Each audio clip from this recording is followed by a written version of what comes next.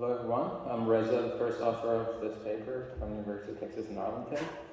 In this work we focus on instructional videos. Instructional videos are videos where a sequence of atomic actions take place in order to carry out a top-level task, as you see in this video.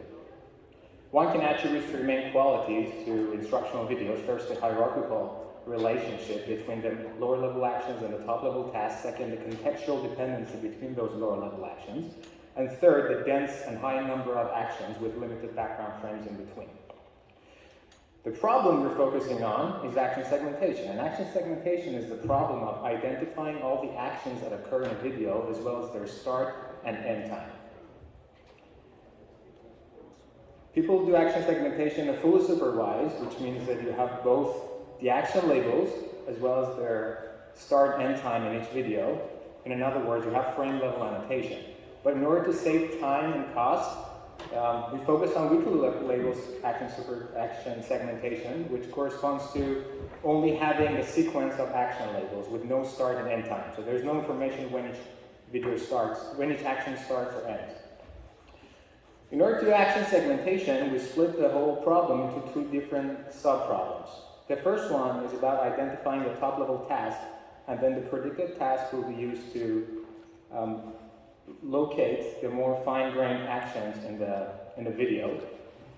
Basically, this top-down paradigm is the whole paper is all about this top-down paradigm and how it outperforms the other bottom-up state-of-the-art. The first part of the presentation corresponds to task classification. And task classification, we have the input, which is a sequence of action labels, and each action can be decomposed into a verb and object components. We collect all these components, actions, verbs, and objects together in a set and call them attributes of each video, as well as the task label of the video. These constitute our inputs. And using the input, we develop a two-stream network to identify the top-level task of each video. We exploit two different hierarchical relations in this network. The first one is the top stream, where we use the semantic hierarchy. In other words, we train a mapping function to map the video into an attribute space, which indicates the absence or presence of certain attributes in a video. We use the attributes introduced in the previous slides as the labels, and the second mapping function maps the attributes into the task. We use a TF-IDF here. TF-IDF weights inspired by document classification, where the task is a document and the attributes are the words. The second stream corresponds to temporal hierarchy, where we split the video into equal duration stages, and we classify the task of the whole video solely by looking at that one single stage, and then fuse the results together. The second stream is specifically very important because we learned that different stages have different importance given the type of the task. As an example, when you're making chocolate milk, it turns out the last stage of the video is the most discriminative and representative of what the task is. Whereas where you're making coffee, the first couple of stages are more important. So we train stage-wise classifiers with different parameters for each stage, and then they were combined together. For different tasks, we have different relationships here. Now that we've predicted our task, the next step is to use that predicted task and formulate action segmentation. So we maximize the posterior probability of action labels and their durations.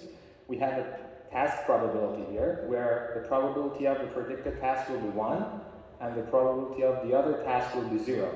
This helps in minimizing the search space, because in limiting the search space, and we win a lot of runtime because now we only look for the actions that relates to the top-level task, and we see two different baselines improve in terms of efficiency on two different data sets. But it's not only in terms of efficiency, but also the efficacy of the system of the baselines improve. One interesting fact is the last row, where we see the predicted ground truth. We use the ground truth as the predicted task to see what the upper bound would be when applied to one of the baselines. And we also show that our two-stream network is able to outperform other task classification methods consistently on both data sets that we use. Thank you very much for your time.